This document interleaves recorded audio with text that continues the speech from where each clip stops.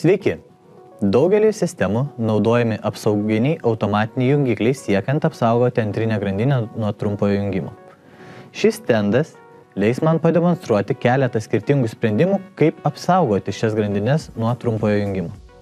Paprasčiausias sprendimas – naudoti mechaninį apsauginį atjungiklį, tačiau dažnai tokios instaliacijos komplektuojamas su įprastais maitinimo šaltiniais.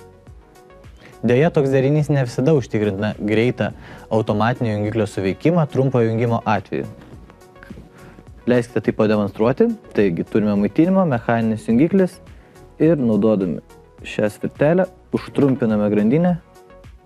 Kaip matote, jungiklis nesuveikia. Kaip sprendimą, tokiai instaliacijai siūlome įprastą mechaninį apsauginį automatinį jungiklį pakeisti mūsų vago elektroniniu apsaugos automatu, kuris užtikrina momentinį suveikimą trumpojo jungimo atveju. Kaip matote, ant šio stendo sumontuotas 8 ir 1 kanalo.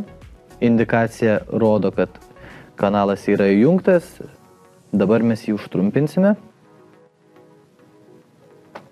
Ir, kaip galite pamatyti, suveikia akimirksniu.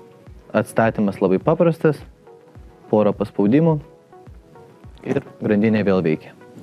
Tais atvejais, kai nėra galimybės pakeisti esamą mechaninio apsauginio automato ir klientui svarbu apsaugoti įrangą antrinėje grandinėje, siūlome aukštesnės klasės maitinimo šaltinį Vago Pro 2, kuris taip pat užtikrins įprasto mechaninio apsauginio jungiklio suveikimą trumpojo jungimo atveju.